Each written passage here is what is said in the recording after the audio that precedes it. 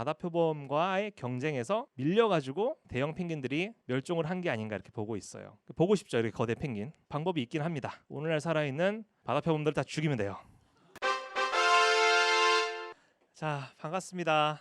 네, 공룡이라고 합니다. 올해 공룡 혹은 화석 관련된 연구 결과들이 있었는지를 제가 한번 정리를 해봤습니다. 제가 재밌는 거 위주로 한번 골라가지고 모아봤습니다. 그래서 제가 처음 보여드릴 화석은요, 이겁니다. 그래서 이게 무슨 화석인지 혹시 아는 사람 있어요? 여러분 보통 화석하면은 그 영화 쥬라기 공원 보면은 첫 장면에 그런 장면이 나와요. 공룡이 머리부터 꼬리끝까지 온전하게 보존이 되어 있으면은 고생물학자들이 다 이렇게 앞에 오순도순 앉아가지고 붓 가지고 슥슥슥슥 하면서 그죠, 화석을 발굴하는 장면이 나옵니다. 그래서 처음에 어렸을 때는 그 장면을 보고는 화석이 다 저런 식으로 나오는 줄 알았어요. 근데 아니에요.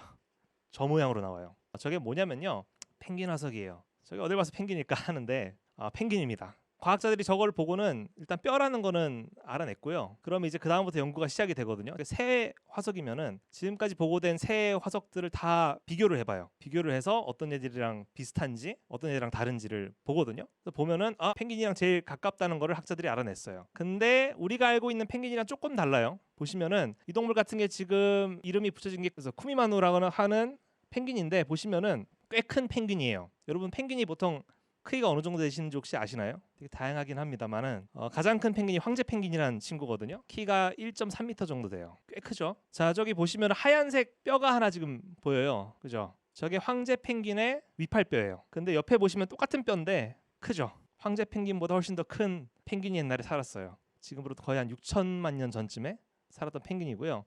저 부위가 어느 부위냐면은 저 펭귄이에요. 3번으로 되어 있는 저 펭귄 보이시죠? 발견된 부위가 하얀색으로 지금 표시가 되어 있는 거예요. 그러니까는 앞다리, 저 펭귄이랑 같이 발견된 펭귄 종이 4번 펭귄이에요. 그리고 맨 마지막에는 펭귄이 오늘날 살아있는 황제 펭귄이에요. 옛날에는 펭귄들이 되게 거대했어요. 사람 많은 펭귄들이 살고 있었어요. 무시무시하죠, 그죠? 그 펭귄의 보건도입니다. 이런 식으로 생겼어요. 오늘날 펭귄이랑 비슷하면서도 조금 다르죠. 주둥이가 굉장히 길쭉하죠. 그리고 굉장히 다양한 종류의 펭귄들이 옛날에 살았어요. 그래서 지금 두 종류의 펭귄이 지금 공존을 하고 있는 모습으로 지금 그려졌는데, 펭귄이 많았다가 어느 순간 갑자기 화석 기록에서 다 사라져요. 그리고는 일부만 남아가지고 그의 후손들이 지금 살아있는 거거든요. 근데 재밌게도 이 펭귄들이 사라지던 시점쯤에 남극에 누가 출현하냐면은 물개가 등장해요. 바다 표범들이 등장을 하게 됩니다. 그래서 아마 바다 표범과의 경쟁에서 밀려가지고 대형 펭귄들이 멸종을 한 게 아닌가 이렇게 보고 있어요. 보고 싶죠, 이렇게 거대 펭귄. 방법이 있긴 합니다. 오늘날 살아있는 바다 표범들을 다 죽이면 돼요.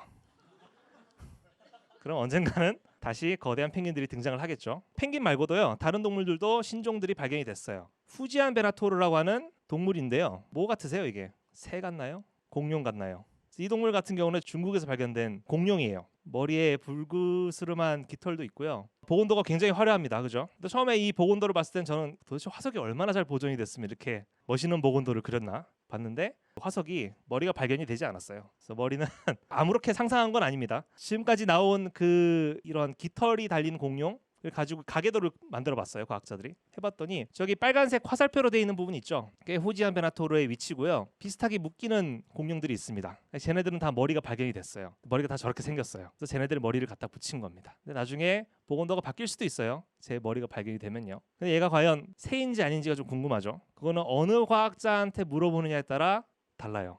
새가 될 수도 있고요, 새가 안 될 수도 있어요. 저 가계도를 보시면은 일단은 후지안 베나토르가 여기 있고요, 우리가 흔히 알고 있는 시조새가 여기 있습니다. 그래서 조류가 저기 있고, 조류를 포함하는 그룹이 조익류라고 하는 애들이 있어요. 보이시나요? 그래서 조류만 새로 보는 사람들이 있고요, 조익류까지 새로 봐야 된다는 학자들도 있어요. 그래서 어떤 학자한테 물어보냐에 따라 쟤는 조류에는 포함이 안 되니까 새가 될 수도 있고 새가 안 될 수도 있는 거예요. 좀 복잡할 수도 있어요. 외국에서만 이렇게 신종의 동물들이 발견된 건 아닙니다. 우리나라에도 새로운 종의 고생물이 하나 보고가 됐어요. 거북이에요, 거북이. 이름은 프로아도쿠스 하동엔시스라고 하는 거북이고요. 하동에서 발견됐기 때문에 하동엔시스예요. 저 보시면은 제 후배가 보고를 했고요. 같이 공동 연구했습니다. 제가 좀 네 번째 이름이 들어가 있어요. 이 거북이 같은 경우는요, 지금으로부터 약 한 1억 년 전쯤에 하동 근처에서 살았던 거북이에요. 그래서 등딱지만 일단 발견이 됐고요. 놀랍게도 거북이 연구하시는 분들은 등딱지의 표면 장식이라든지 이런 것만 보고도 대략 어느 무리의 거북인지를 알 수가 있어요. 그래서 저 거북이는 특이하게도 자라에 가까운 친척이었어요. 신종만 계속 발견되는 건 아니에요. 기존에 알고 있던 동물인데 새로운 거를 알아내는 경우들이 있어요. 자, 둔클레오스테우스라고 하는, 이름이 좀 어렵죠? 원시 어류예요. 원시 어류인데 연골 어류의 한 종류예요. 근데 머리랑 가슴 부위만 저렇게 단단한 뼈로 된 판으로 덮여 있었고요. 그래서 얘네를 판피 어류라고도 불러요. 뾰족뾰족한 이빨 같은 것들이 보이는데 저게 사실은 이빨이 아니에요. 쟤는 이빨을 갖고 있지 않았어요. 그래서 이빨이 없기 때문에 먹이는 씹어 먹어야겠죠. 어떤 식으로 진화를 했냐면은 머리뼈 일부분이 뾰족하게 진화를 했어요. 그래서 이빨 대신의 역할을 하는 거예요. 저게. 저 발견된 화석이 크기가 이 정도 됩니다. 이 정도 돼요.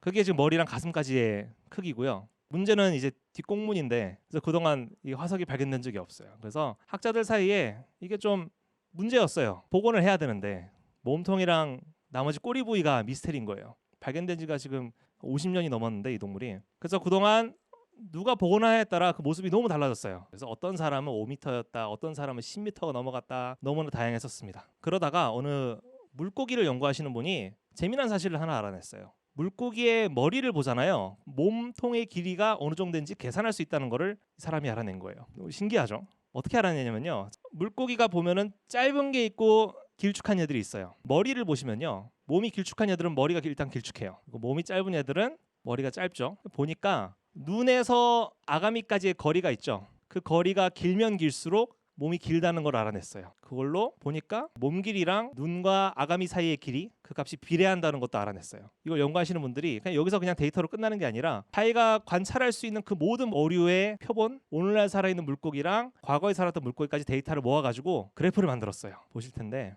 네, 물론 가끔 좀 이상한 애들이 있어요. 저렇게 붕 뜨는 애들이 있긴 하지만은 대부분은 보시면은 비례하다는 걸 알 수가 있어요. 그래서 눈이랑 아가미까지의 거리만 알면은 몸을 이제 계산할 수 있게 된 거예요. 올해부터요. 그럼 궁금하죠. 둔클레오스테우스의 몸 길이는 어느 정도 됐을까? 5m였을까? 10m였을까? 그래서 한번 계산을 해봤더니 생각보다 짧았어요. 그래서 많은 고생물 팬들이 실망을 했어요. 굉장히 실망을 했습니다. 굉장히 뚱뚱한 금붕어가 돼버렸어요. 왜냐하면은 이 물고기가 살았던 시기가 언제냐면 약 한 3억 년 전이에요. 3억 년 전에는 물속에 큰 생물들이 없었어요. 얘는 육식동물이었어요. 큰 먹잇감이 없기 때문에 굳이 10m까지 자랄 필요가 없었던 거예요. 그래도 고생물 팬들은 기분이 나쁘죠. 근데 뭐 어쩔 수 없습니다. 이런 동물도 있어요. 여러분 삼엽충 다 아시죠?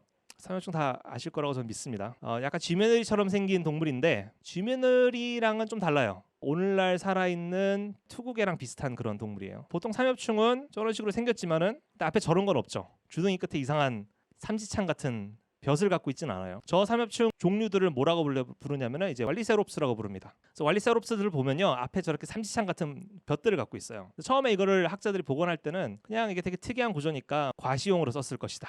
아니면은 퇴적물들을 이렇게 헤집어 놓고 거기에 떠댕기는 작은 동물들을 걸러 먹을 때 썼을 것이다. 추정만 했어요. 근데 이걸 뒷받침할 만한 데이터는 없었어요. 그래서 이번에 이거의 용도에 대해서 연구하셨던 분들이 계셨거든요. 그래서 오늘날 살아있는 동물 중에 이런 비슷한 구조를 갖고 있는 동물이 있습니다. 뭐냐면은 장수풍뎅이들이에요. 그래서 걔네들을 가지고 비교를 했어요.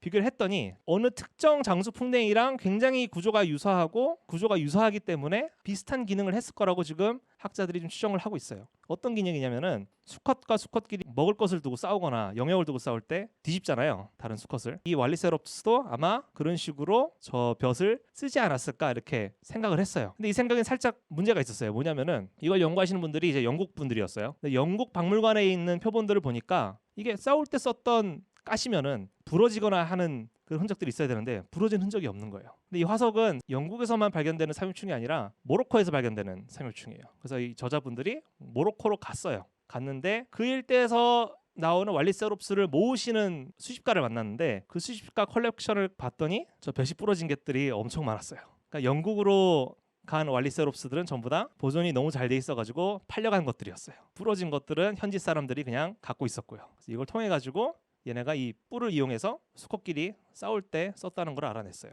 근데 여기 모든 미스테리가 풀린 건 아니에요. 뭐냐면은 자 장수풍뎅이들 보면요 수컷은 뿔이 있죠. 암컷은 뿔이 없어요. 암컷은 별로 싸울 일이 별로 없기 때문에. 근데 우리가 알고 있는 왈리세롭스는 전부 다 뿔이 있어요. 그럼 이게 암컷도 싸웠다는 것인지 암컷들이 발견이 됐는데 우리가 그 관계를 모르고 다른 종으로 분류했을 가능성이 있다는 거예요. 그래서 올해 보고된 논문은 거기까지만 딱 해석을 했더라고요.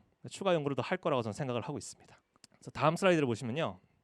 익숙한 얼굴이죠. 제가 전공하고 있는 공룡이에요. 갑옷공룡이라는 물인데 이 공룡 같은 경우는 2017년도에 보고가 됐어요. 이 공룡 같은 경우에 타르키아 테레사에라고 하는 종이에요. 요즘 또 고생물학계에서 많이 사용하는 기술이 뭐냐면은 CT 촬영이에요. 그래서 저 머리를 드디어 CT 촬영을 이번에 하게 됐어요. 그래서 그 결과가 나왔는데 이 공룡이 머리뼈가 이렇게 생겼습니다. 그래서 다른 공룡들과 달리 머리뼈의 뼈 조각, 골편들이 이렇게 막 융합이 돼 있어요. 그래서 머리를 사실 관찰하기 되게 어려운데 CT 촬영을 했더니 어떤 것들이 나왔냐면은 되게 이상한 것들이 발견됐어요. 노란색 부위가 뭐냐면 코 안쪽에 있는 공간이에요. 비강이라고 하는 공간인데 저 안에 이상한 뼈 조각들이 있는 거예요.